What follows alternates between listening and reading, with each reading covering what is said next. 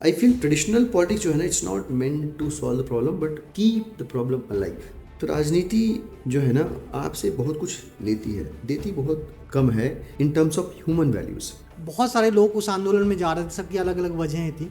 आपकी वजह क्या थी? आमतौर पे क्या होता है, नेता जमीन पे चलता नहीं है, इसलिए पता नहीं कि जमीन पे गड्ढे हैं कि नहीं। इस देश को बेहतर बनाने की, बहुत शानदार मुल्क है बट इसको और बेहतर बनाने की ये शायद आखिरी उम्मीदें से मरने नहीं देना है। आप देखिए ना, पिछले गुजरात के चुनाव में ही ऐसे नेता जो कभी स्कूल ना गए, नहीं गए होंगे, वो गए, स्कूलों में बैठे, स्कूलों के बारे में बात हो रही है। हमारे मैनिफेस्टो का पूरा कॉपी पेस्ट मार दिया सरकार ने। ठीक है, अच्छा है, हम यही तो कहते हैं, हम बदलने आए, ये बदलाव हमारे लिए संतोषजनक। कोई करे, डंडा झंडा किसका, इससे ये मैटर नहीं करता, पर कर दो। बुरा वक्त था देश का या पूरी दुनिया का, कोरोना काल। उस काल में हमने आपको जब ग्राउंड पे देखा, जिस तरीके से लोगों की हेल्प कर रहे थे। बल्कि आप सही मायने में भारतीय तब हैं, आपकी भारतीयता तब पूरी होती है जब आप भारत में रहने वाले अपने भाइयों बहनों, अपने लोगों के लिए भी कुछ करने की कोशिश करते हैं। इस कोविड ने बताया कि आपकी सबसे बड़ी प्रायोरिटी जो है ना, आपने अगर फहरिस्त बनाई हुई है अपनी वरीयताओं की, तो सबसे ऊपर सेहत होनी चाहिए। कि जब मैं खाना खा रहा हूँ और अन्ना जी दिख रहे हो, स्क्रीन पे लिखा हुआ है कि अन्ना हजारे जी 71-72 साल के हैं, अनशन पे हैं, भूख हड़ताल पे हैं, जिसे उबारना था, जिसे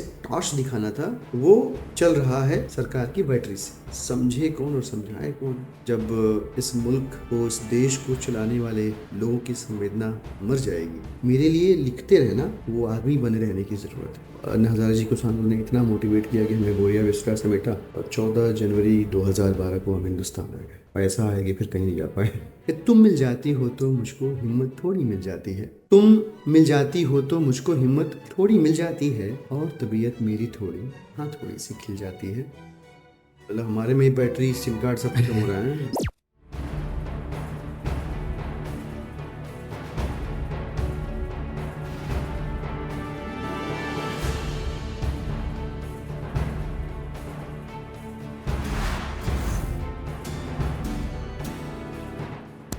कविशाला में आप सभी का स्वागत है। आज हमारे साथ जो शख्सियत हैं, उनके पास इतने टैग्स हैं कि उनकी जो जर्नी है अभी तक की, उससे हम बहुत चीज़ें सीख सकते हैं। इंजीनियर, म्यूजिशियन, जिनको म्यूजिक से एक अलग तरीके का प्यार है, सोशल एक्टिविस्ट, उसके बाद politician, writer, poet, author. Dilip sir, आपका बहुत बहुत स्वागत है कविशाला में। थैंक यू, बहुत बहुत शुक्रिया। शुरुआत यहीं से करते हैं कि एक लाइन है कि नेकी कर दरिया में डाल। लेकिन आजकल जो चीज़ें कुछ वक्त से चल रही हैं, लोगों का हो गया है कि नेकी कर सोशल मीडिया पे डाल। आपका जो, आपकी जर्नी में जाने से पहले दो चीज़ें जो समझनी बहुत ज़रूरी हैं, क्योंकि आप एक जो हम जैसे लोगों के बीच से निकल के आप ऐसी जगह पे पहुँचे हैं जो हमें लगता है कि हमें आप रिप्रेजेंट कर रहे हैं वहाँ पे। तो जिस तरीके से अभी एक एक तो फाउंडेशन हुआ है, एक नया टर्म आया, इंडिया इन कैपिटल्स। तो आपका आइडिया ऑफ इंडिया क्या है, हम वहाँ से शुरुआत करते हैं, फिर आपकी जर्नी में जाएंगे और बाकी चीज़ों पे बात करेंगे। राइट, तो पहले तो बहुत बहुत शुक्रिया अंकुर आपका, आपने कविशाला में बुलाया और बातचीत करने का अवसर दिया। सबसे बात, मुझसे जब बातचीत होती है तो उसका सबसे मुश्किल ऐसा होता है कि जब मेरे बारे में बताया जा रहा होता है, उससे मुझे चुपचाप सुनना है। सबसे जटिल काम ये है। तो ये हो गया, तो अब मैं हल्का हूँ, अब रिलैक्स हूँ मैं। कोई बहुत ऐसी इंस्पायरिंग यात्रा तो नहीं है शायद मेरी नज़रों में।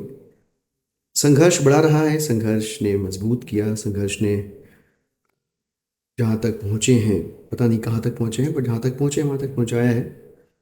और दिल में हिंदुस्तान की, हमारे मुल्क की मोहब्बत थी कि कई सारे देशों में रहने, काम करने, जीने खाने के बाद ये कंक्लूड हुआ बड़ी आसानी से कि शायद मैं अपनी मुल्क की मिट्टी में ही दफन होने के लिए बना हूँ और हिंदुस्तान है।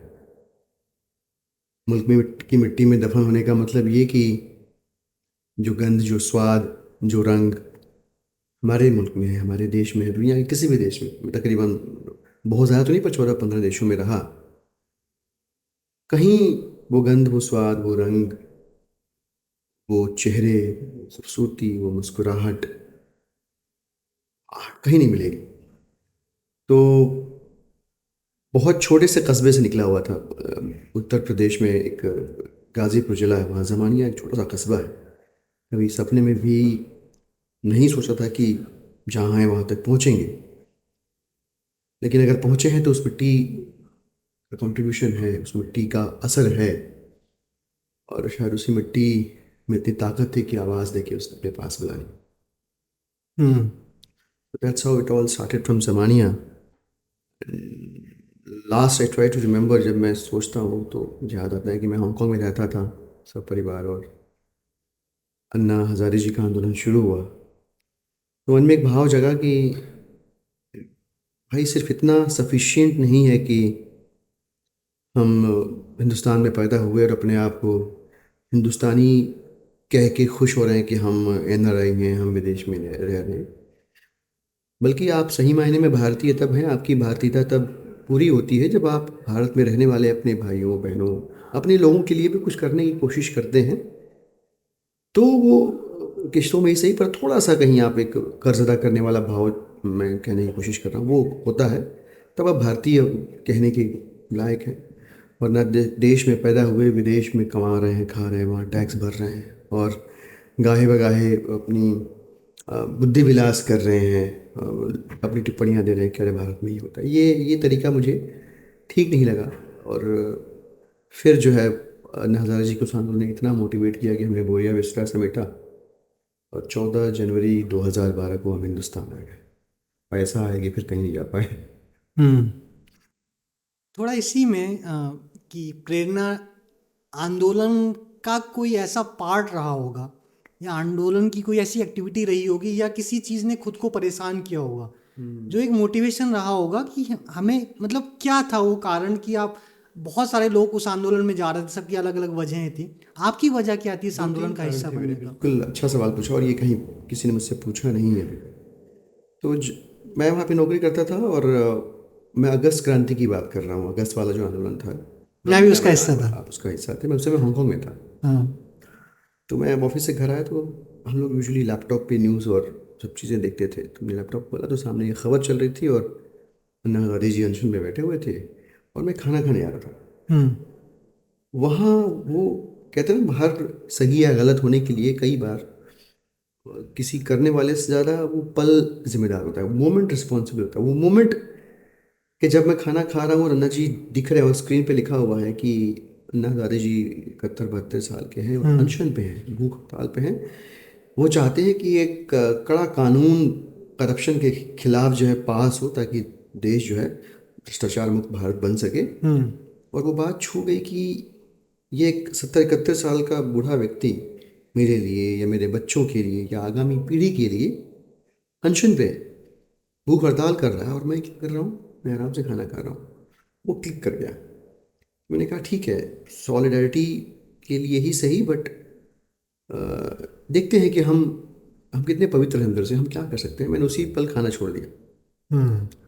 और खाना छोड़ दिया, और एक दिन खाना नहीं खाया, 2 दिन नहीं खाया, 3 दिन नहीं खाया, 4 दिन नहीं खाया।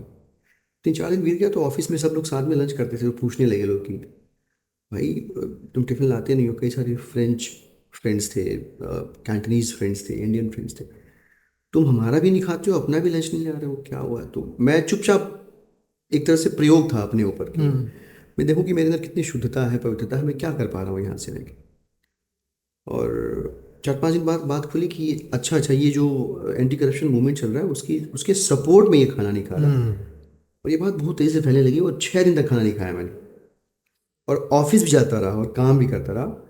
somehow this news got spread, और फिर लोग मिलने लगे कि अरे, मैं ऑफिस से निकलता था तो लोग मिलते थे बाहर। जब मिलने लगे तो मैंने लोगों को इकट्ठा किया, फिर वहाँ पे प्रोटेस्ट स्टार्ट कर दिया। अब 10-20 लोग इकट्ठा हो गए सेम माइंडसेट के, तो इंडियन एम्बेसी में प्रोटेस्ट करने लगे हम लोग। फिर वहाँ के अखबारों में छोटी छोटी कवरेज होने लगी।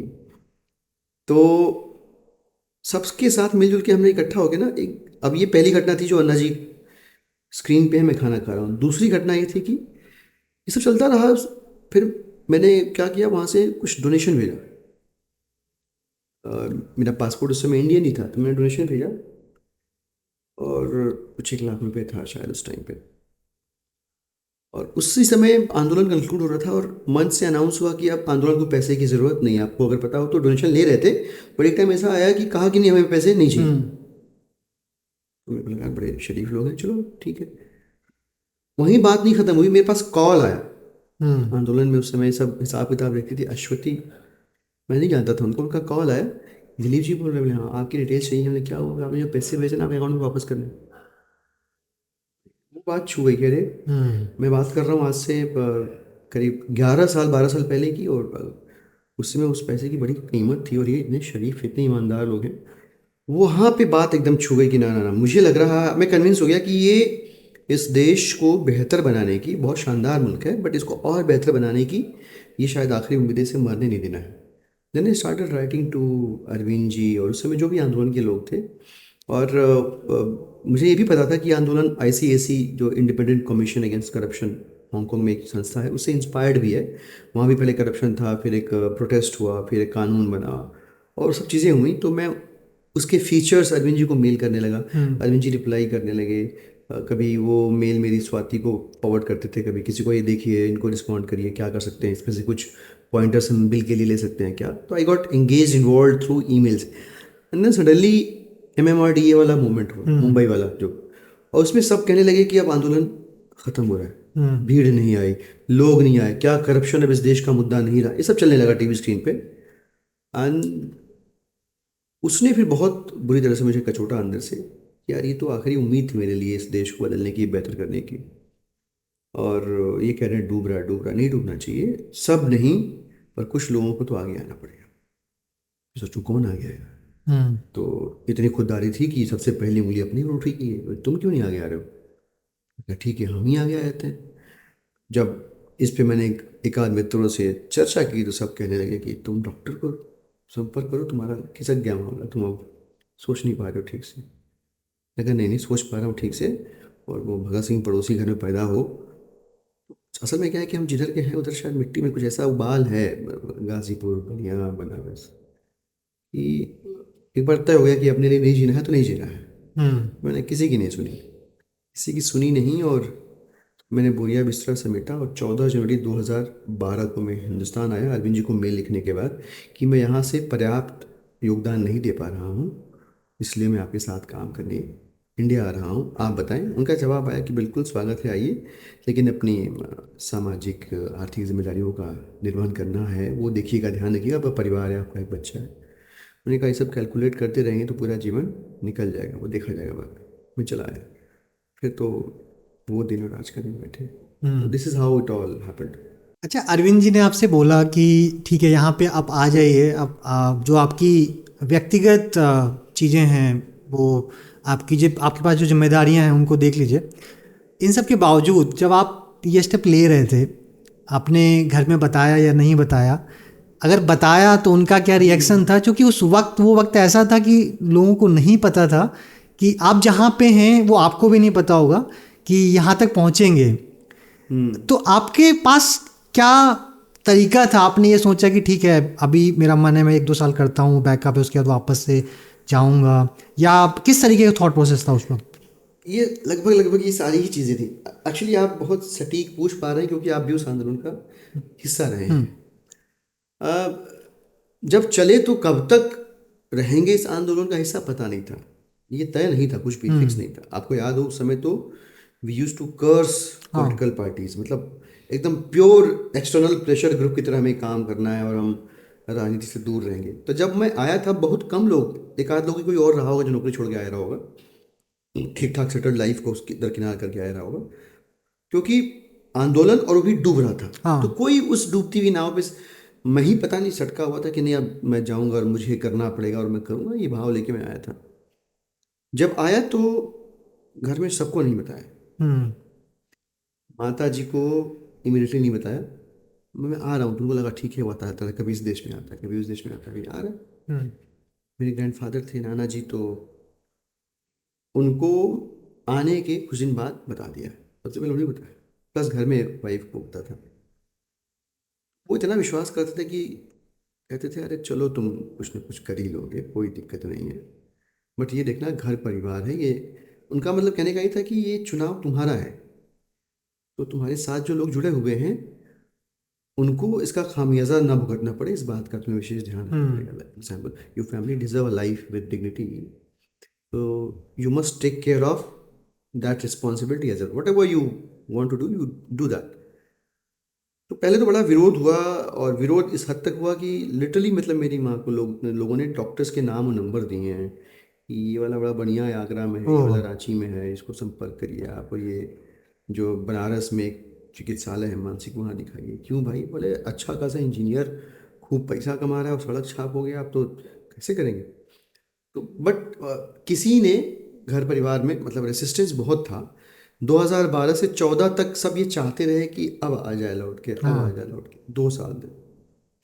और रेसिस्टेंस था, लेकिन 14 में जब अरविंद जी चुनाव लड़े थे बनारस वाला, तो मेरे पास एक विधानसभा थी रोहनिया। हम्म। पूरी विधानसभा की जिम्मेदारी मेरे पास थी, सबसे अच्छे, बहुत अच्छे वोट वहाँ से आए थे। तो वहाँ पे हमने 45 दिन का कैंपेन किया था सिर्फ, उसी में ठीक ठाक वोट आ गए थे। उसमें जब मेरे घर वालों ने देखा कि एकदम पागल दीवानों की तरह काम कर रहा है, चप्पल है कि नहीं पता नहीं, मतलब कपड़ा फटा है कि नहीं पता नहीं, खाना खा पाया कि नहीं पता नहीं, और लगा हुआ है दिन रात, तो उनको लगा कि अभी और कुछ करेगा नहीं, यहीं इसको जीना मरना है, तो सबने छोड़ दिया, मैं ठीक है मरो। तो हाँ। उसके बाद जो है लोकसभा चुनाव 2014 वाले के बाद किसी ने फिर कुछ कहा नहीं। फिर ये हुआ कि जो कर रहे हो सब कर रहे हो, लेकिन अब ये उतार चढ़ाव बहुत रहे, बहुत संघर्ष रहा। शुरुआत के दिनों में जब नौकरी छोड़ के आप आए, कितने दिन बैठ के खाएंगे तो सोने की ईट खत्म हो जाएगी, लोग कहते हैं, तो कितने दिन बिल्कुल। सेविंग चलेगी? दाल रोटी के लिए एक छोटा सा बिजनेस स्टार्ट किया, वो डूब गया। कहीं कुछ इन्वेस्टमेंट्स किए कि रिटर्न आते रहेंगे, तो वो डूब गया। कुछ आइडिया था नहीं। बहुत सीधे सारे परिवार के लीनियर अप्रोच में पढ़े लिखे, और पढ़ाई लिखाई अच्छी रही तो एक्सपोनेंशियली ग्रो किए, उसकी वजह से जो भी कमाया हो काफ़ी कुछ लूज किया, बहुत कुछ खोया हमने। फिर कुछ अच्छे दोस्त मिले, तो 2-3 दोस्त अच्छे मिल गए जो विदेशों में अच्छा कमाते हैं। उन्होंने कहा ठीक है, जब तक तुम समाज के लिए कर रहे हो हम तुम्हारे लिए करेंगे। हम्म। तो 2012 आखिरी के बाद मैं अपना सेविंग एविंग सब निपट गया, बिजनेस में लॉस वॉस हो गया, सड़क छाप हो गए। फिर मेरे कुछ एक दोस्त मेरे घर का किराया देते थे, कुछ दोस्त राशन खरीदते थे, और कुछ दोस्त बच्चों की फीस भरते थे। सेविंग ज़ीरो थी। और कोई बीमार पड़ जाए तो आंदोलन पार्टी में ही जो वॉलंटियर डॉक्टर थे उन्हीं से हम हम्म। इलाज करवाते थे। तो ये हुआ कि ठीक है, और सेविंग किस लिए चाहिए? कहीं कोई ज़रूरत पड़ जाए उसी के लिए चाहिए ना, तो हैं लोग कर लेंगे। मैं हम्म। समाज के लिए और समाज मेरे लिए है, ये सोच के फिर लग गए तो लग गए। तो बहुत खट्टे मीठे अच्छे बुरे पल आए, ठीक है, उन सभी क्षणों ने सिखाया, उन सारे मोमेंट्स ने बहुत कुछ बताया। बिल्कुल। सोशल एक्टिविस्ट के बाद में आप पॉलिटिकल जो एक्टिविज्म है वहाँ पे जंप हुआ आपका। ये जो जंप देखते हैं आप हम्म। आज के दिन, हम्म। उसको कैसे देखते हैं अगर वापस उस समय पे जाते हैं आप? तो आपको याद होगा, तो उस समय एक वो हुआ, सर्वे टाइप का हुआ हम्म। कि आंदोलन को पॉलिटिकल ऑर्गेनाइजेशन में कन्वर्ट होना चाहिए कि नहीं। आई हम्म। थिंक 85-90% लोगों ने कहा होना चाहिए, बिकॉज सरकार ने धोखा दिया और कोई रास्ता बचा नहीं, हमने सड़क का रास्ता अपना लिया, संसद का रास्ता। कई सारे नेताओं ने कहा कि कानून बनाना है तो चुनाव लड़ के दिखाओ, वो सारी चीज़ें हुई। जब हुआ तो मैं भी कन्विंस धीरे धीरे हो गया कि नहीं भाई, होना पड़ेगा, पार्टी तो बनानी पड़ेगी। बदलाव या अंतर ये हुआ कि जब आप एक मुद्दा आधारित आंदोलन का हिस्सा होते हैं तो आपके पास लग्जरी है कि उसी मुद्दे के बारे में आप बात करें। ये आज़ादी है आपके पास, यू हम्म। Can keep. और चाहो तो आप दुश्मन है तो कहीं भी बंदूक तान के गोली चलाइए आप, ये आज़ादी है। लेकिन जैसे ही आप पॉलिटिकल पार्टी बन जाते हैं तो वो आज़ादी आप लूज़ कर देते हैं। अब आप खाली एक मुद्दे की बात नहीं कर सकते, आप राजनीतिक संगठन हैं, पॉलिटिकल पार्टी हैं, तो आपको देश समाज के हितों से जुड़े हुए बहुत सारे मुद्दों पर अपनी राय रखनी पड़ेगी। प्रदेश के मुद्दों पे, जनजीवन के मुद्दों पे, जो आम लोगों के सरोकार है उस पर आपको अपनी बात रखनी पड़ेगी, तो वो लग्जरी आप लूज कर देते हैं। एक दूसरा, आंदोलन लूजली कपल स्ट्रक्चर था। हम्म। जैसे ही आप पॉलिटिकल पार्टी बनते हैं तो आप एक टाइट स्ट्रक्चर में कन्वर्ट हो जाते हैं।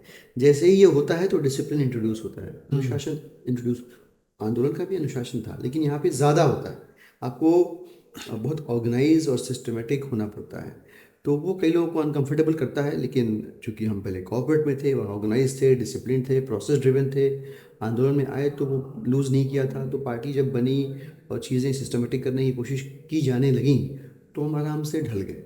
और सीखने की ललक हमेशा रही, कभी ये नहीं जाना माना कि हमको सब कुछ आता है, तो जो भी सामने आता गया सीखते गए। बट ये 2-3 मेजर जो मुझे डिफरेंसेस समझ में आए, एक आंदोलन होने में और एक पॉलिटिकल ऑर्गेनाइजेशन होने में। हम्म। थोड़ा राजनीति से हटते हैं। हम्म। साहित्य आपका सभी लोग पढ़ते हैं, कविताएं पढ़ते हैं। थोड़ा मैं पीछे जाना चाहता हूँ और आपसे समझना चाहता हूँ, जैसे मैं अगर साहित्य में मुझे क्यों इतना इंटरेस्ट है, क्यों रुचि है, उसका बहुत बड़ा कारण है मेरे जो बाबा थे। हम्म। उनकी डेथ के बाद मैंने उनकी कविताएं पढ़ी, तो वहाँ से मुझे कहीं ना कहीं लगा कि यार वो, या मुझे लगा कि इससे बहुत साहित्य के जरिए, कविताओं के जरिए बहुत आसानी से चीज़ें कही जा सकती हैं। तो मेरा प्रेरणा स्रोत वहाँ से कविताओं के लिए, साहित्य के लिए निकल के आता है।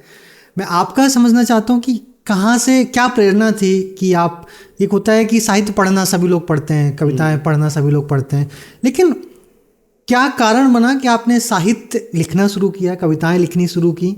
क्या वो मोटिवेशन था? तो लिखने का अलग कारण है और लिखते रहने का अलग कारण हाँ। है। दोनों के अलग अलग कारण हम्म। हैं। लिखने का कारण ये है कि जो कुछ लोगों को अटपटा लग सकता है, बट मैं राजनीति में होते हुए भी, पब्लिक लाइफ में होते हुए भी, मैं, मेरा स्वभाव जो मैं डिफाइन कर पाता हूँ, मेरा स्वभाव अंतर्मुखी है। मैं इंट्रोवर्ट नेचर का हूँ। हम्म। अब ज़रूरत नहीं होगी तो 100 लोगों के बीच बैठा रहूँगा, कुछ भी नहीं बोलूँगा। और ज़रूरत है, राजनीतिक सियासी ज़रूरत है, तो 10-20 हज़ार लोग हैं तो वहाँ पे भाषण भी देते हैं। तो कुछ लोग कहते हैं एम्बीवर्ट हो आप, लेकिन मैं इंट्रोवर्ट हूँ, ये मुझे पता है। अब मैं बात कर रहा हूँ छोटी उम्र की। इंट्रोवर्ट हूँ तो मेरा स्वभाव है, शुरू से है। इंट्रोवर्ट होने के साथ साथ एक खामी मेरी ये भी थी कि मैं बहुत ज़्यादा ऑब्जर्विंग नेचर का रहा। हम्म। अब लेखक क्या होता है, लेखक और एक आम आदमी की दृष्टि में यही अंतर है कि लिखने वाला जो है वो बियॉन्ड ऑब्वियस जाता है। फर्ज करो कि ये दीवार हमको दिख रही है, इनको दिख रही है, सबको दिख रही है। अब लेखक है तो इस दीवार के पीछे की कल्पना बैठे बैठे हम्म। कर सकता है, वो इस ऑब्वियस के बियॉन्ड ट्रेवल कर पा रहा है वो। तो ऑब्जर्व बहुत ज़्यादा करता था, बैठता था। मैं लोग पढ़ता था, बचपन से मेरी आदत बड़ी कथी। हमारे यहाँ, मेरा घर गंगा नदी के 100-150 मीटर दूर है। तो वहाँ एक पांटून ब्रिज था, पीपे का पुल कहते थे, जो बरसात में खुल जाता था और बरसात के बाद बंद हो जाता। तो उसमें बैठ के लोग साइकिल से आ रहे, गाड़ी से आ रहे हैं, देखता था, गेस करता था कि ये क्या सोच रहा है, इसके जीवन में क्या चल रहा है, बहुत ऑब्जर्व। तो जो कुछ भी ऑब्जर्व करता था, मन में एक बवंडर उठता था कि इसको कहीं किसको बताऊं, क्या करूं। तो ऑब्जर्व करने का स्वभाव और इंट्रोवर्ट स्वभाव, इन सब ने जब आपस में गुत्थम गुत्थी कर ली, तो इसको निकालने के लिए मैंने फिर कागज़ और कलम का सहारा लिया। तो मुझे उस समय विधाओं का ज्ञान नहीं था, नियमों का ज्ञान नहीं था, वाक्य विन्यास पता था, अक्षर ज्ञान था, विभक्ति कारक सब पता था, पढ़े लिखे थे। तो लिखना शुरू किया थोड़ा सा। सबसे पहले मैंने अतुकांत कविता लिखी, और एक हमारे गुरु जी थे शैलेंद्र सर, उनको मैंने दिखाया। उनका बड़ा रोल है। हम्म। मैंने बहुत घटिया कविता लिखी थी, मतलब मैं आज देखता हूँ हाँ।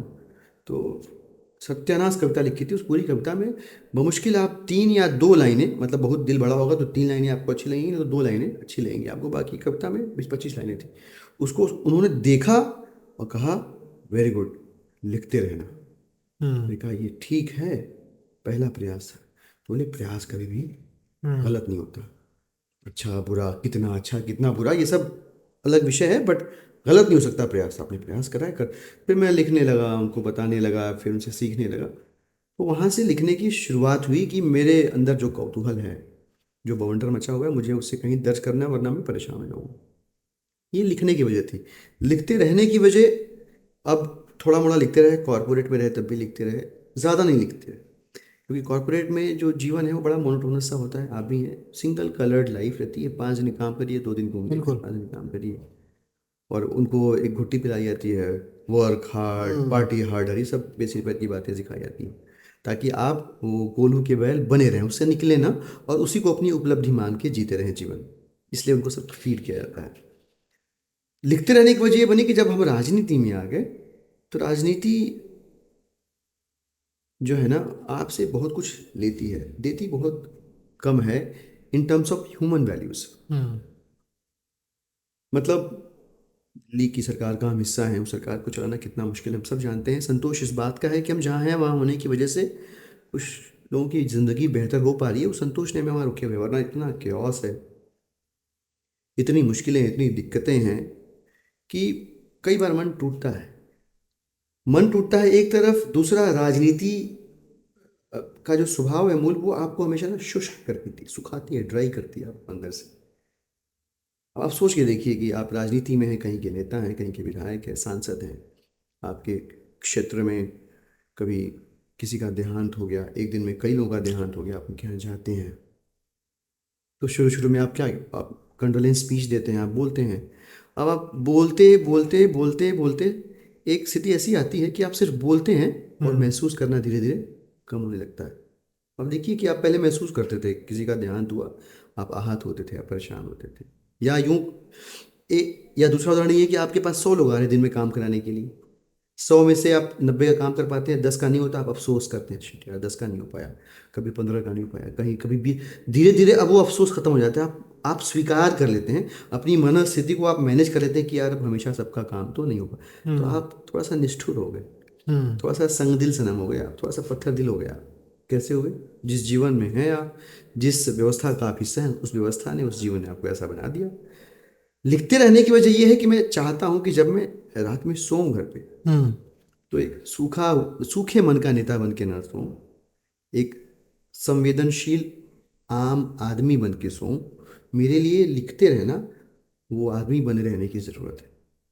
अरे वाह, बहुत ज़रूरी बात कही आपने। आ, आगे आप पॉलिटिक्स में भी हैं, पोइट्री, इन दोनों के रिलेशन को किस तरीके से देखते हैं? क्योंकि जब भी हमने अभिनेताओं से बात की तो उनके लिए एक अलग रूप में पोइट्री या साहित्य उनके लिए हेल्पफुल होता है, जो उनकी दूसरी लाइफ होती है। आप एक राजनेता के रूप में साहित्य आपके लिए कितना हेल्पफुल है जब आप राजनीति में होते हैं? बहुत हेल्पफुल है, मैं बताऊँ आपको।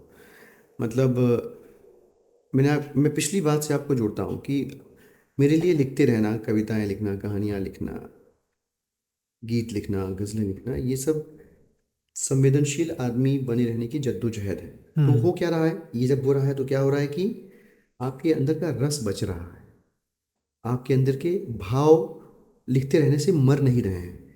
जब आप, आपके अंदर के भाव मर नहीं रहे हैं, तो आप गली के आखिरी आदमी के बारे में सोच पा रहे हैं, तो आप गवर्नेंस को उस तक लेकर जा पा रहे हैं, आप इस बात को समझ रहे हैं कि सरकार वैसे सबकी है, तो जिसके पास किस्मत का दिया या ईश्वर का दिया कम है, सरकार को उसके लिए ज़्यादा करना चाहिए। इस बात को आप सोच रहे हैं, समझ रहे हैं, और ये कैसे हो रहा है? आपके अंदर की संवेदना की वजह से हो रहा है। आप सूखे हो जाइए, आप पत्थर दिल हो जाइए, आपको फ़र्क पड़ना धीरे धीरे कम हो जाएगा, बंद हो जाएगा।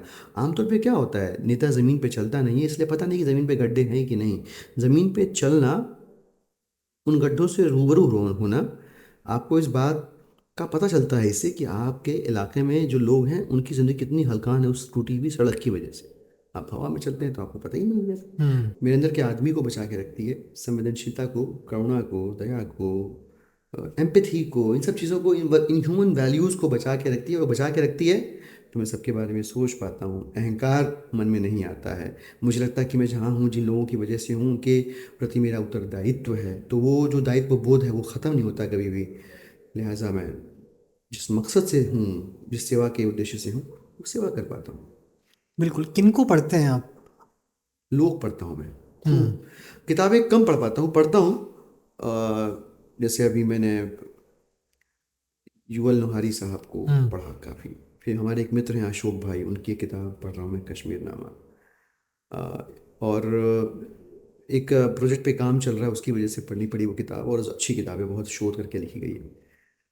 लेकिन मैं आदमी बहुत पढ़ता हूँ, आदमी और लोग, इंसान बहुत पढ़ता हूँ मैं इस कमरे में बैठे बैठे 4 लोग हैं इस कमरे में, चारों के बारे में पढ़ने की, जानने की कोशिश कर रहा हूँ। स्वभाव है मेरा, मतलब मैं सब कुछ तो नहीं पढ़ पाऊंगा जो लिखा हुआ है, बट वो पढ़ना, उनको पढ़ना जो है ना, ऐसे अनुभवों को पैदा करता है मन के अंदर की जो कहीं कई बार किताब में भी नहीं मिलता। कई बार ऐसा होता है, जैसे मैं एक बुक पे काम कर रहा हूँ, अब that book is all about, मैं बता नहीं सकता क्योंकि उसने मना किया हुआ है, बट हमारे एक साथी विधायक की ज़िंदगी की कहानी है, और इतनी गजब की कहानी है कि क्या बताएं। किताब नहीं पढ़ी, उसको कहीं कहीं बातों में बात निकली, तो उससे सुनने में आया कि ऐसे ऐसे उसका जीवन रहा है, और उसने बहुत प्रभावित किया। तो लोग पढ़ना मुझे बहुत पसंद है, और कई बार पढ़ते हैं तो समझ कुछ आता है, असल में आदमी कुछ निकलता है।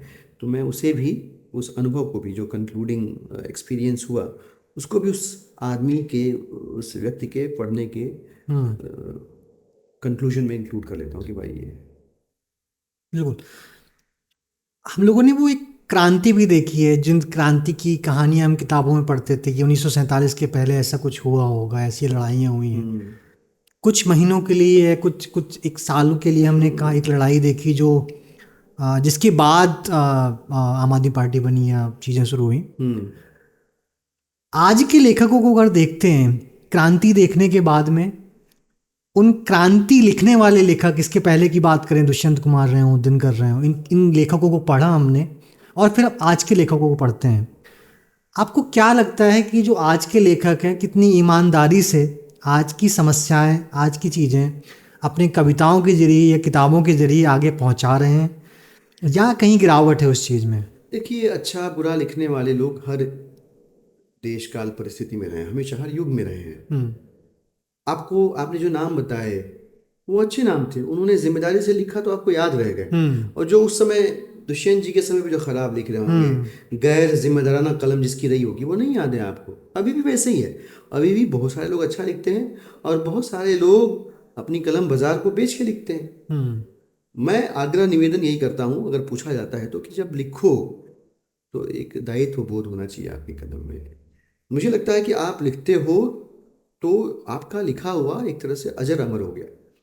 तो ये जिम्मेदारी का भाव अगर आपके मन में नहीं होगा कि मुझे समाज, देश, काल, परिस्थितियाँ, सच्चाई, अच्छाई, बुराई, इसके बारे में भी लिखना है, तो 50 साल बाद अगर इस दौर की किताबें पढ़ी जा रही होंगी तो आप एक इररिस्पॉन्सिबल ऑथर के तौर पे देखे जाएंगे, जिसने अपने दौर की कहानियों को दर्ज नहीं किया, समस्याओं को दर्ज नहीं किया, आम लोगों के जो सरोकार थे उसको दर्ज नहीं किया। इससे बचेंगे तो लिखने वाले के तौर पे आप जाने ही जाएंगे, एक जिम्मेदार लेखक के तौर पे जाने जाएंगे। जैसे आपने दुष्यंत का नाम लिया, ठीक उसी प्रकार से बहुत सारे लोगों ने अच्छा लिखा, अच्छा गढ़ा, तो हम याद कर, पाश को याद करते हैं, धूमिल को याद करते हैं, नागार्जुन को याद करते हैं, बाबा बहुत सारे लोगों को याद, तो रमाशंकर विद्रोही को याद करते हैं। हम क्यों याद करते हैं? इनके कलम में इन्होंने सब कुछ लिखा, इन्होंने श्रृंगार लिखा, इन्होंने संयोग वियोग लिखा, हर भाव लिखे आपके, हर विधा लिखी, लेकिन जिम्मेदारी से विमुख नहीं हुए लोग कभी। मुझे लगता है कि हमें भी ये भाव रखना चाहिए, और एक जिम्मेदार कलम अगर लिखेगी तो आने वाली पीढ़ियां जो है वो आपको फिर इररिस्पॉन्सिबल ऑथर के तौर पे नहीं देखेंगे। एक और मुद्दा रहा देश में, मुद्दा रहा या फिर एक बुरा वक्त था देश का या पूरी दुनिया का, कोरोना काल। उस काल में हमने आपको जब ग्राउंड पे देखा, जिस तरीके से लोगों की हेल्प कर रहे थे, वापस से अगर उस वक्त को देखते हैं तो क्या आता है दिमाग में? ये आता है खौफ, डर, भय। अ, तो वक्त बहुत बुरा था, समस्या का जो आकार था इतना बड़ा था कि किसी एक सरकार, किसी एक आदमी के बस का नहीं था उसे हैंडल कर पाना, और लिहाजा सब लोग लगे। मैं क्या लगा, मेरी क्या औकात और बिसात, जितनी बड़ी मुश्किल थी मैं अकेले क्या ही कर पाता, जो बन पड़ा और जो हो पाया। इनफैक्ट मैं तो कुदरत का, ऊपर वाले का शुक्रिया अदा करता हूँ कि मैं कहीं अगर किसी के काम आया तो ज़रिया बन गया। तो ज़रिया होना भी मेरे लिए फ़ख्र की बात थी, इसके लिए कुदरत का या ईश्वर का शुक्रिया करता हूँ मैं। एक चीज़ मैं देख रहा था उस समय, और आप सबने महसूस किया होगा, कि उस समय ना लोग आपसी मतभेदों से ऊपर उठ गए थे। हम्म। मेरे और आपके विचार किसी सामाजिक मुद्दे पे भले दिगर हों, हमारी आपस की राजनीतिक विचारधारा चाहे कुछ भी हो, हमारे आइडियाज चाहे कितने भी डिफरेंट क्यों ना हो, सब एक दूसरे की मदद कर रहे थे। राइट? हम्म। आपको याद हो, सब, कोई पार्टी वार्टी, कोई संगठन, बिल्कुल। एनजीओ, ऑर्गेनाइजेशन नहीं, सब कोशिश कर रहे थे। मैं उस समय बैठ के ये सोचा करता था कि कितनी खूबसूरत इस विपदा में अगर कोई सिल्वर लाइनिंग है तो ये है कि हम कितने ज़्यादा आदमी हो गए हैं। हम्म।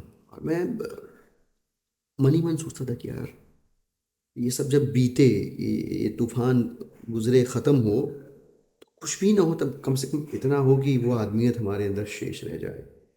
हम कहीं मिले पान की दुकान पे, चौराहों पे, चौबारों पे, तो इंसान की तरह पेश तो आए एक बार, बगैर ये सोचे कि सामने वाला कैसी सामाजिक या राजनीतिक विचारधारा से रिश्ता रखता है। अगर वो मुसीबत में हो तो हम मदद का हाथ बढ़ाएं, और बेसाख्ता बढ़ाएं, बिना सोचे समझे, बिना कैलकुलेट किए बढ़ाएं। अगर ऐसा हो जाए तो मैं इस भयावह युग की बहुत बड़ी उपलब्धि मान लूँगा उसको।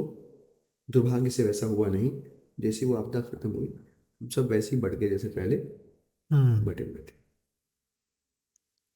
सरकार का आप हिस्सा थे, बहुत सारी कमियां अलग अलग सरकारें हो सकती हैं, सरकारों की तरफ से शायद थी, जैसा सा निकल के आया, जो कि इंसान, मुझे लगता है कि जो इंसानियत है वो तो जगी थी उस टाइम पे, लेकिन बहुत लोग इसलिए मरे कि दूसरी समस्याएं थी, है ना। वो यार एक बिल्कुल सही कह रहे हैं आप। वो सिस्टम हो, मेडिकल सिस्टम हो, हेल्थ सिस्टम हो, वहाँ पे कुछ ना कुछ गैप्स थे। तो ये दो चीज़ें, आप इस गैप को आपने कैसे देखा, क्या उस लर्निंग के बाद सरकारें तैयार हुई हैं अगर आगे कभी ऐसी विपदा आती है तो? मैं ऑनेस्टली बताऊं तो इस कोविड ने एक और चीज़ अच्छी करी। हमारी प्रायोरिटीज मिस्ड अप थी। हम्म। जिस व्यवस्था में हम जी रहे थे उसमें बिल्कुल जम्बल्ड अप हमारी वरीयताएं एकदम ख़त्म थी, मतलब पता ही नहीं था। इस कोविड ने बताया कि आपकी सबसे बड़ी प्रायोरिटी जो है ना, आपने अगर फहरिस्त बनाई हुई है अपनी वरीयताओं की, तो सबसे ऊपर सेहत होनी चाहिए, हम्म। सबसे ऊपर हेल्थ होना चाहिए, हॉस्पिटल होना चाहिए, दवाई, पढ़ाई लिखाई, कमाई, ये तीन चीज़ें प्रायोरिटी में कोविड नाम की हम्म। आपदा ने सेट कर दी है। बहुत सारे लोगों को उस वक्त रियलाइज़ हुआ, मैंने सुना है लोगों को कहते हुए कि नहीं यार ये तो बहुत ज़रूरी था, हमारा हेल्थ केयर सिस्टम एक्सपोज हुआ है, और if it all we can learn something, we must learn where where all the places way we need to fix it. हमारे हेल्थ केयर सिस्टम में कहाँ कहाँ खामियां हैं और उसको हम दुरुस्त कर पाएँ, तो हम को ये दावा करना चाहिए कि हम एक अच्छा समाज, एक अच्छे समाज को एक अच्छी व्यवस्था दे रहे हैं। आई गेस उस समय तो बहुत सारे लोग रियलाइज कर रहे थे। बट आपको पता है ना, जैसे आप कहीं कभी किसी की अंत्येष्टि में अगर शमशान घाट जाएंगे तो शमशान घाट में पहुंचे लोग बहुत अच्छी अच्छी बातें करते हैं। बताइए, यही होना है जीवन का, मिट्टी का चूल्हा मिट्टी में मिल जाता है, बहुत फिलोसफिकल हो जाते हैं लोग। और जैसे ही शमशान घाट से बाहर आते हैं, फिर वही मार काट, रोजी रोटी, कपड़ा मकान, आगे पीछे, ये सब शुरू हो जाता है। बिल्कुल वही रिपीट हुआ। उस दौरान तो अच्छी अच्छी बातें करी हमने, लेकिन वो दौर जैसे ही बीता, हम फिर से मजहब, रंग, जानवर, फल, फूल, हम्म। मतलब किस किस आधार पे हम लोगों को नहीं बांट रहे हैं। अब तो ये लंबी फहरिस्त हो गई है। और एक बार फिर से हम अपनी प्रायोरिटीज़ को बहुत बुरी तरह से मिस्ड अप कर चुके हैं।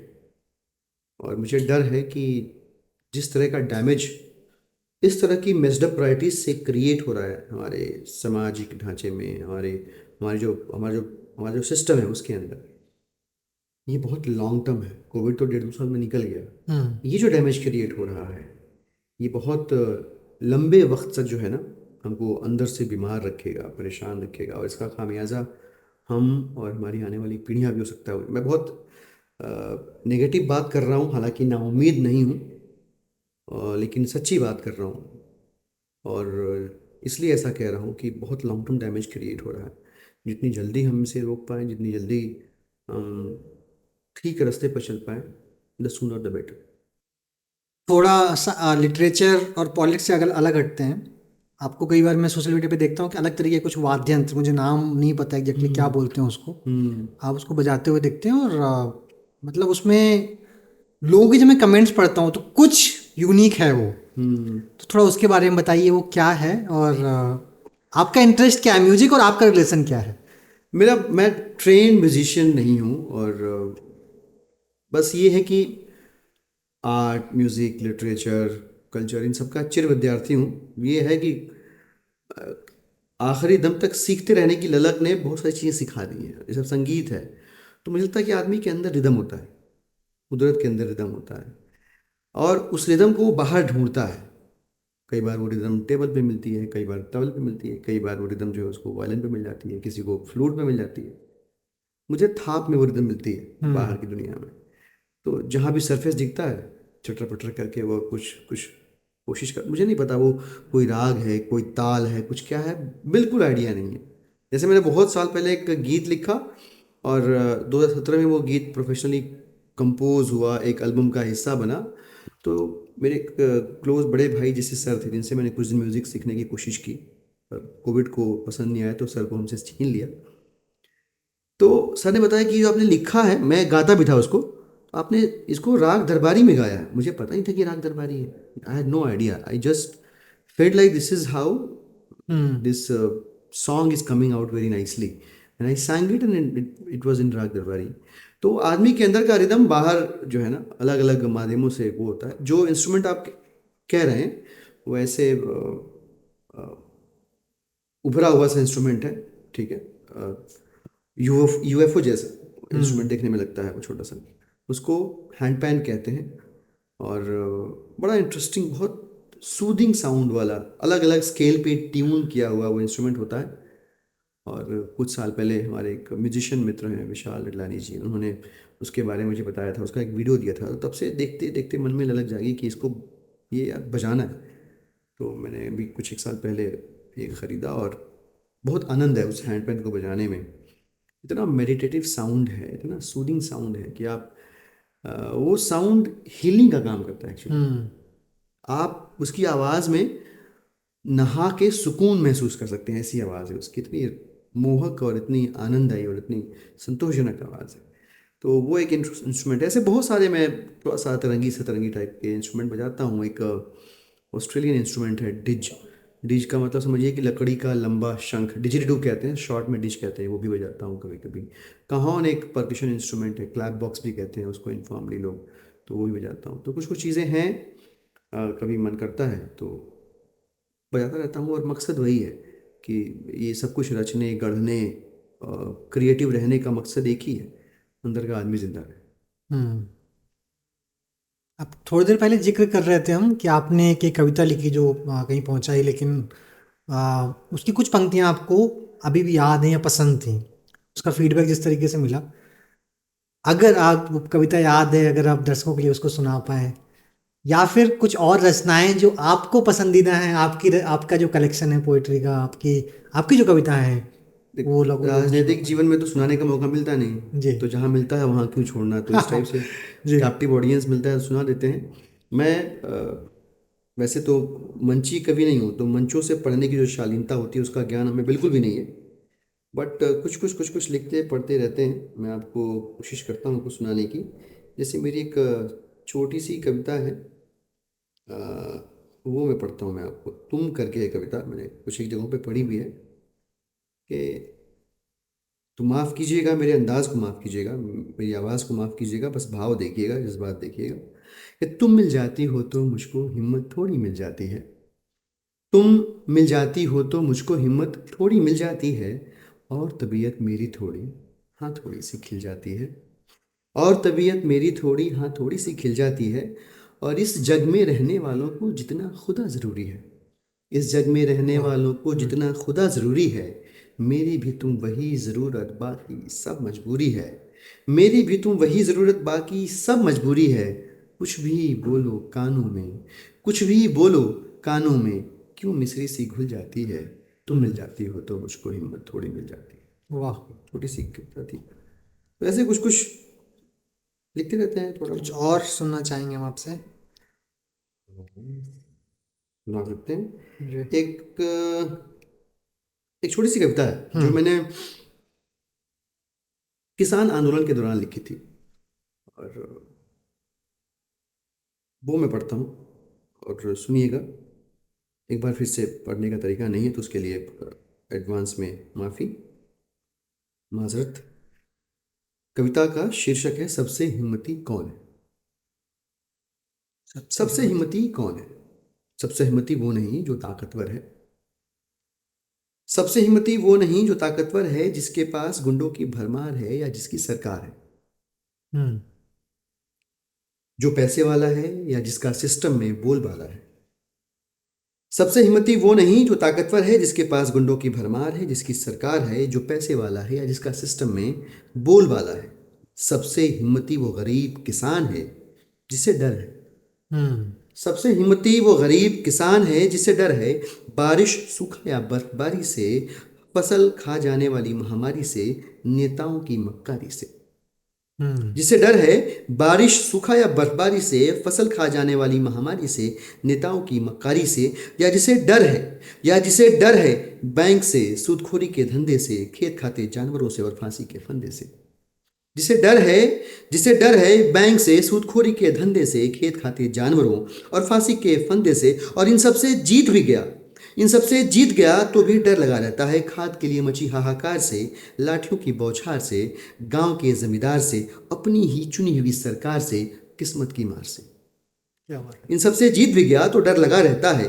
खाद के लिए मची हाहाकार से, लाठियों की बौछार से, गांव के जमींदार से, अपनी चुनी हुई सरकार से, किस्मत की मार से।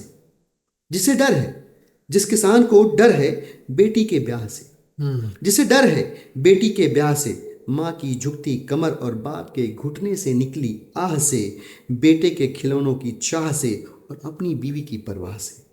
हम्म। जिसे डर है बेटी के ब्याह से, माँ की झुकती कमर और बाप के घुटने से निकली आह से, बेटे के खिलौनों की चाह से, बीवी की परवाह से, फिर भी वह अपने डर से जूझता, धरती का सीना चीरता, बीज बोता, अनाज उगाता है, दुनिया का पेट भर जाता है। यह गरीब किसान न जाने कहाँ से इतनी हिम्मत लाता है कि जिस हिम्मत से सुबह होती है, शाम ढलती है, किसान की हिम्मत से ही हमारी सांस, ये सरकार और ये दुनिया चलती है। क्या बात है। बहुत इम्पोर्टेंट कविता। Thank you. और लोगों को समझना बहुत ज़रूरी है इसको। सो ये था, थोड़ा बहुत लिखते पढ़ते रहते हैं, अच्छा बुरा जो भी हो वो तो सुनने वाले तय करें, बट अंदर भाव हैं, और कई बार सियासी मंचों से आप सब कुछ कह नहीं पाते, तो कहीं तो लिखना पड़ेगा, कहीं तो उकेरना पड़ेगा, दर्ज करना पड़ेगा। ऐसे दर्ज हो जाता है। पहले कागज़ कलम था, फ़ोन जिंदाबाद। ये मेरी एक जिज्ञासा है, चूंकि मैं आपसे ये पूछ भी सकता हूँ कि मैंने जैसे शुरुआत में बोला था, हमें लगता है कि आप हम लोगों के बीच से निकल कर वहाँ पे पहुँचे हैं और एक रिप्रेजेंटेटिव हैं एक तरीके से सोसाइटी के। बेसिकली दो चीज़ें हैं कि जैसे देश के युवा के लिए बोला जाता है कि एक तो ये टर्म देश का युवा बड़ा खतरनाक हो गया है आज के दिन में, कि देश का युवा देश का भविष्य है बोलते हैं। आपको क्या लगता है, जिस तरीके से हम देखते हैं कि देश का युवा तो आजकल सोशल मीडिया पे लगा हुआ है, कहीं और लगा हुआ है, पता नहीं क्या कर रहा है वो, किस तरीके से उसको भविष्य का जो शब्द दिया गया है कि उसको वहाँ पे देखते हैं।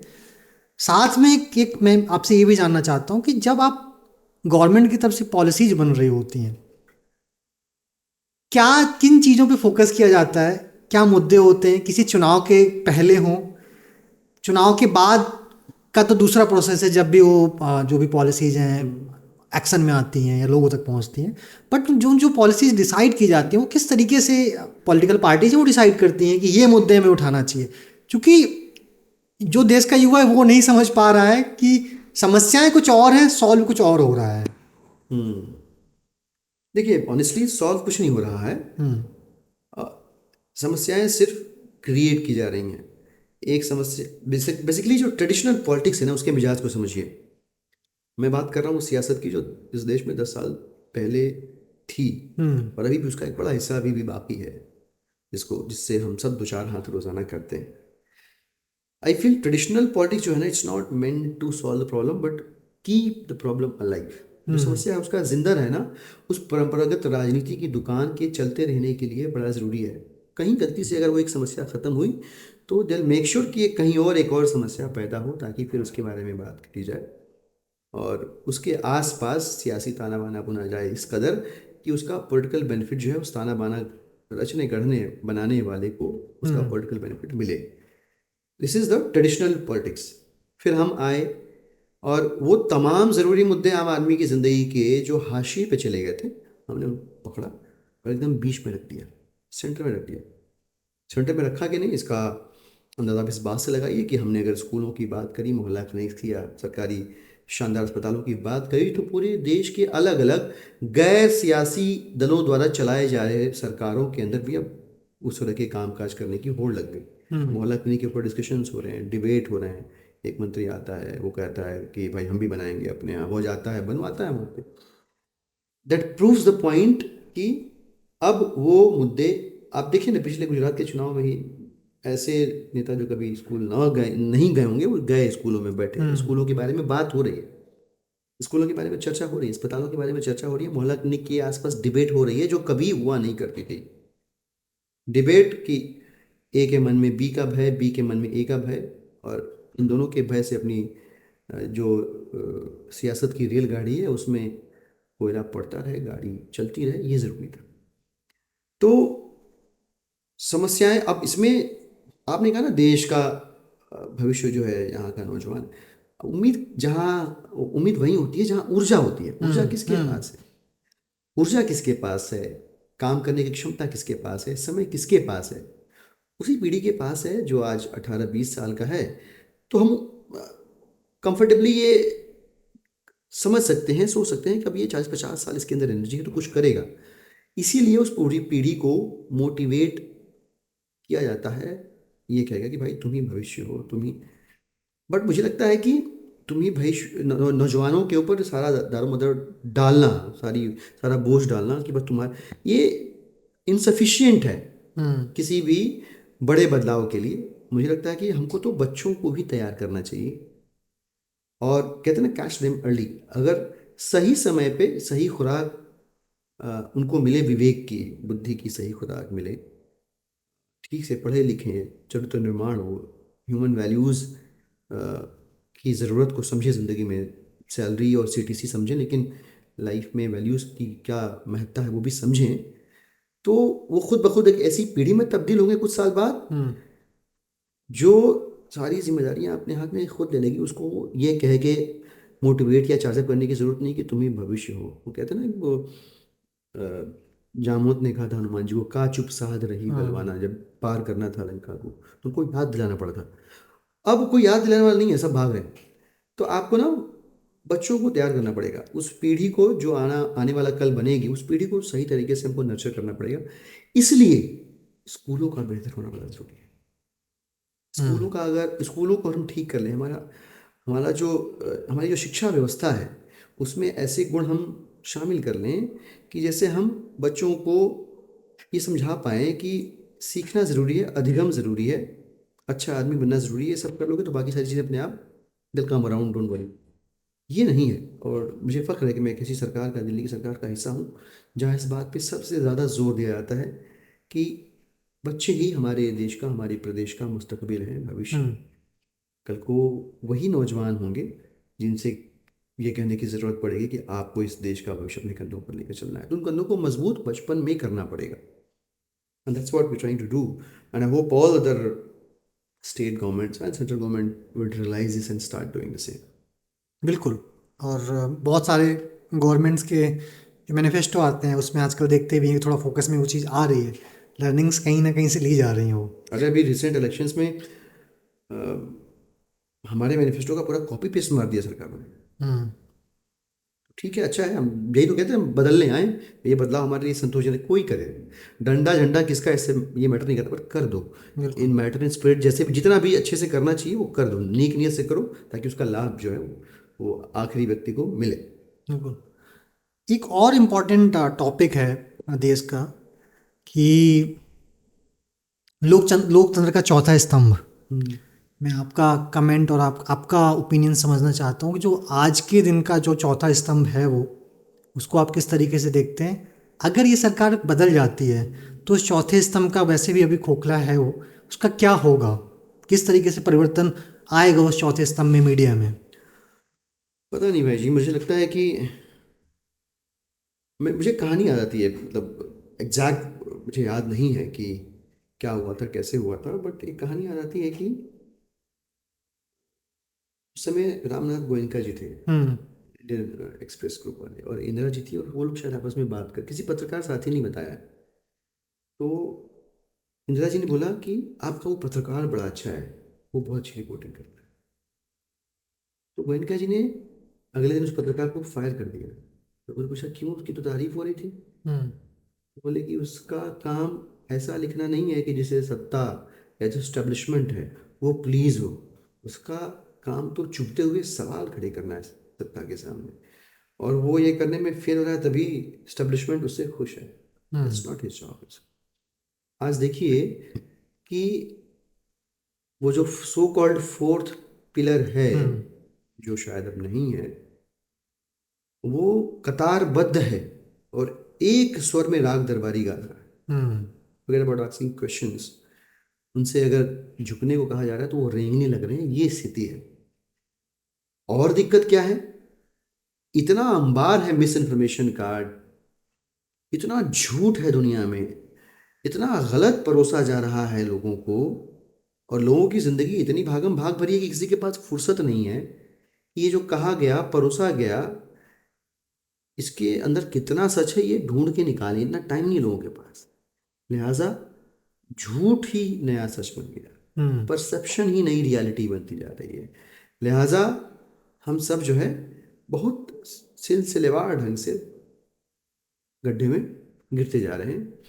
जिसे उबारना था, जिसे टॉर्च दिखाना था, वो चल रहा है सरकार की बैटरी से। हम्म।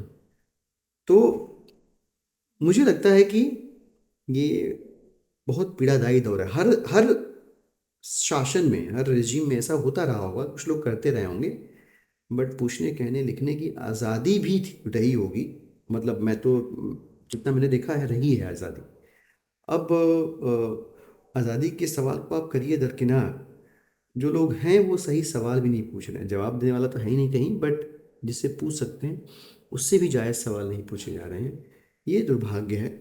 और ऐसे में देश के वे लोग जो इंसाफ पसंद हैं, जो सच्चाई जानना समझना चाहते हैं, अब वो टकटकी लगाए देख रहे हैं आसमान की ओर कि यहाँ से कुछ ऐसा निकले कि चीज़ें बदलें। और जो जिम्मेदारी है मीडिया को, जो कहते हैं, एक एक पत्रकार साथी ने कहा था कि पत्रकार मतलब सत्यान्वेषी, सत्य की खोज करने वाला, और सत्य मिल जाए तो उसको एज इट इज़ प्रेजेंट करने वाला, बिना मिर्च मसाले के। अब तो न्यूज़ की जगह पे मुझे लगता है कि सीरियल बनाते हैं लोग। हम्म। आज शाम को बुलेटिन हाँ। आएगा तो प्रॉपर तैयारी होती है, और स्पेशल इफेक्ट इफेक्ट के साथ बढ़िया कैमरा वैमरा लगा के, और ग्रीन रूम में वीएफएक्स के साथ इफेक्ट क्रिएट करके, और सीरियल बनता है। और उस सीरियल की व्यूअरशिप होती है, टीआरपी होती है, शानदार चल रहा है। बेसिर पैर की बेलगाम बातें होती हैं, इनका कोई मतलब नहीं होता। तो हम्म। मन में घबराहट तो होती है, लेकिन नाउम्मीद नहीं होना है, यही सीखा है। बिल्कुल। सभी लोग शायद देखते भी हैं कि अगर गोवा की खबर है तो वो गोवा बना के दिखाई जाती है। और बाढ़ बाढ़ में और तूफान में देखिए आप, क्या कमाल का, मतलब मतलब मुझे हाँ। लगता है कि अब हॉलीवुड वाले आएंगे कुछ दिन में और इंस्पायर होने के लिए कि भाई न्यूज़ रूम में अच्छा इंस्पिरेशन हाँ। मिल रहा है। हाँ। तो सब होगा, सब होगा, सारा नाटक होगा। अगर आपको, जिस तरीके से हम सब बातें करते हैं कि देश में शांति हो, देश में जो इंसानियत है वो है, अच्छी तरीके से आए, लोग एक दूसरे के साथ मोहब्बत से रहें, जिस तरीके से जो मुद्दे उठाए जाते हैं उन मुद्दों पे, वो चाहे हिंदू मुस्लिम हो या और इस तरीके के जितने भी मुद्दे हैं जिनसे आपस में लड़ाया जाता है या फिर ओवर मीडिया तक दिखाया जाता है, अगर ऐसा हमें एक एक आइडियल कंट्री या आइडियल देश चाहिए, अगर आपको बनाना हो तो आपके क्या आइडियाज होंगे? अगर एक जहाँ पे मोहब्बत हो देश में, पूरे एक दूसरे के साथ लोग मिल के रहें, शांति हो, लड़ना बंद कर दें, अगर इस तरीके से कोई देश बनाना है या हमें भारत को बनाना है, आप उसको, अगर आपको इम्प्लीमेंट करना हो तो आपके क्या आइडियाज होंगे नहीं नहीं, ये उसमें? देश वैसा ही है, ऐसा नहीं हम्म। है ये देश। मतलब मैं तो बहुत सारे देशों में घूम फिर के आया हूँ, और इससे बेहतरीन मुल्क दुनिया में आपको नहीं मिलेगा। मेरा लिखा हुआ एक शेर है कि चेहरे पर मुस्कान बचा कर रख लेना, चेहरे पर मुस्कान बचा कर रख लेना, तुम अपनी पहचान बचा कर रख लेना। हम्म। और अगर सियासत बांटे तुमको जाति धर्म में, अगर सियासत बांटे तुमको जाति धर्म में, दिल में हिंदुस्तान बचा कर रख क्या बात है। लेना। हम्म। आपने अगर दिल में हिंदुस्तान, वही मजहब है, वही सब, वही धर्म है, वही सब कुछ है। हम्म। आपने इस मुल्क की मिट्टी से पैदा हुआ अनाज खाया, तो आपके अंदर मांसपेशियां बनी हैं, आपकी यहाँ का दूध पिया आपने तो आपकी हड्डियां मजबूत हुई हैं, आंखों में आपकी रोशनी आई क्योंकि यहाँ की आबो हवा में आपने सांस लिया है। हम्म। तो जो कुछ मिला इस मिट्टी से मिला, इस धरती से मिला, इससे बेहतर, वो कहते हैं ना, जननी जन्मभूमि स्वर्ग आदपि गरीयसी, इससे बड़ा स्वर्ग कुछ है ही नहीं। ज़रूरत इस बात की है कि इस मुल्क को सही तरीके से, इसके मिजाज के हिसाब से, गंगा जमनी तहजीब के हिसाब से, यहाँ का जो डेमोक्रेटिक फैब्रिक है उसको डिस्टॉर्ट किए बगैर इसको चलाया जाए, चलने दिया जाए। वो नहीं हो रहा है, और वो हम्म। ना होने की स्थिति में बहुत क्योस हो रहा है, मैं आपको बताऊँ ईमानदारी से। और मतलब आप देखिए कि सियासत तो जो कर ही रही है। समाज के तौर पे हमारा भी कितना पतन हुआ है। मणिपुर में जो हुआ सबने देखा। किस चीज का आउटरीच था कि एक वीडियो वायरल हो गया। हम्म। मैं आई रियलाइज कि बहुत सारे लोगों को तो गुस्सा उसी पे आ रहा है कि ये क्यों, क्या, अरे पता नहीं क्या क्या हो गया वहां पे भाई। हम्म। एक वीडियो आपने महीना भर पहले कहीं देखा और आप उसके वहां पे पता नहीं कितने लोग मारे गए, पता नहीं। और वो कैसा समाज है कि एक औरत को निर्वस्त्र करके घुमाया जा रहा है और बहुत सारे लोग वहां खड़े हैं क्या। तो आपने समाज मर नहीं गया वहां पे, लग नहीं रहा आपको खत्म नहीं हो गया। आदमी औरत से मिलके समाज बनता है। मैंने लिखा एक जगह कि गर तुम चाहो इस दुनिया में बाकी रहे मोहब्बत, हम्म। गर तुम चाहो इस दुनिया में बाकी रहे मोहब्बत, तुम में थोड़ा मर्द बचा लो, मुझ में थोड़ी औरत। हम्म। ये कर लोगे तो सब ठीक हो जाएगा। वो बिल्कुल। नहीं है, वो नहीं है, खत्म है। बहुत ज़रूरत है इस बात को समझने की, बट अब समझे कौन और समझाए कौन। जब इस मुल्क को, इस देश को चलाने वाले लोगों की संवेदना मर जाएगी तो यह मुल्क किस तरफ जाएगा। वो इस समय देश उसी तरफ जा रहा है हम्म। और ये बदलेगा। मैं तो बिल्कुल बड़ा विश्वास रखता हूँ कि ऐसा नहीं कि नहीं बदलेगा। ये तस्वीर, हालात बदलेंगे। और जब बदलेंगे तो वक्त लगेगा, समय लगेगा, पर चीज़ें दुरुस्त होंगी, ठीक होंगी। कोई दिक्कत वाली बात नहीं है। आजकल मतलब इतने कमज़र्व लोग हैं और बहुत मक्कारी की बातें, गलत बातें, और इतनी अदब से कहेंगे कि आपका दिल जीत लेंगे। हम्म। बट खुशी की बात यह है कि ऐसे लोग भी हैं जो इनको एक्सपोज कर रहे हैं। तो ये चलता रहेगा। ये तो जब से दुनिया अस्तित्व में है तब से इस तरह का संघर्ष है। और अच्छी चीज़ ये है कि अच्छे लोग होते थोड़े हैं, बट वही उम्मीद पैदा करते हैं और उन्हीं की पैदा की हुई उम्मीद पर दुनिया चलती है। बिल्कुल। आगे कोई किताब लिख रहे हैं, कुछ और पढ़ने को मिलने वाला है? हाँ। आखिरी किताब हमारी थी, बच्चों की कहानियों की किताब थी, हम्म। टपकी और बूंदी के लड्डू, हाँ। जिसका उर्दू में भी अनुवाद हुआ था। उसी का सेकेंड वॉल्यूम अब आने वाला है। 15-20 कहानियाँ और हैं टपकी और बूंदी के लड्डू। शीर्षक कुछ और होगा पर कैरेक्टर वही होंगे सारे, टपकी और मेरी बहुत पसंदीदा किताब है। आज के ज़माने में बच्चों को जिस किस्म के लेसन्स की ज़रूरत है, हम्म। सच बोलना चाहिए और झूठ नहीं बोलना चाहिए और माता पिता की सेवा करनी है, ये सारे लेसन्स ज़रूरी हैं। बट आज के दौर में बहुत सारे लेसन्स की ज़रूरत है बच्चों को। कोई बताने वाला है जो होना चाहिए, जो बताए कि मोबाइल फ़ोन असली दोस्त नहीं है, खेल के हम्म। मैदान में दोस्त बनते हैं। आज कोई बताने वाला नहीं है कि बच्चा कहीं भीड़ में गुम हो जाए तो वापस कैसे लौटे। तो कहानियों के ज़रिए इनको बताने की कोशिश करते हैं हम लोग। तो ये किताब आने वाली है। इसके अलावा और भी 2-3 अच्छे प्रोजेक्ट्स हैं जिनके ऊपर हम काम कर रहे हैं, और you'll see in days to come. बिल्कुल। आखिरी में मैं आपसे किन्हीं दो लोगों को आप सजेस्ट करें जिनको हमें कविशाला पे इस बातचीत के लिए बुलाना चाहिए। इन्हीं 2 लोगों को। हम्म। अरे वाह। तो बहुत सारे अच्छे लोग हैं, लेकिन एक प्रवीण भाई हैं हमारे, हम्म। जिन्होंने अमर देसवा लिखी है किताब, जिन्होंने किताब लिखी है छबीला रंगबाज का शहर। और बहुत अच्छे साहित्य सुधी हैं, प्रोफेसर हैं हिंदी के। मैं चाहूँगा कि उनको बुलाएं। और एक हमारे अनुज हैं, बहुत बेहतरीन लिखते हैं और उनकी किताबों ने रिकॉर्ड कायम किए हैं। युवा साहित्य अकादमी पुरस्कार मिला है। निलुत्पल मृणाल नाम है हम्म। उनका। दोनों ही लोग मेरे दिल के बहुत करीब हैं। और अगर संभव हो तो इन लोगों को बुलाइए, आप से बातचीत करिए, आपको मज़ा आएगा। और आपसे जुड़े हुए लोगों को मज़ा आएगा, वो सीखेंगे। बिल्कुल, हम प्रयास करेंगे। आखिरी में कुछ आप कविशाला के लिए कहना चाहें? कुछ अच्छा, कुछ बुरा, कैसा कर रहे हैं, कुछ और अच्छा कर सकते हैं? मैंने कविशाला तो बहुत प्लेजेंटली सरप्राइज किया है। I have seen the day one of Kavishala and right now we are here. Hmm. तो आपके अंदर जो परसिस्टेंसी है वो गजब की है। हम्म। मतलब वक्त कैसा भी रहा हो, पर आपने कविशाला को छोड़ा नहीं, कविशाला ने आपको नहीं छोड़ा, और आप लगातार इस प्लेटफॉर्म पे काम करते रहे। धीरे धीरे धीरे धीरे हज़ारों लाखों लोग इससे जुड़े। और साहित्य की, संस्कृति की, संगीत की, आर्ट एंड कल्चर की दुनिया में गोते लगा रहे हैं आपकी वजह से।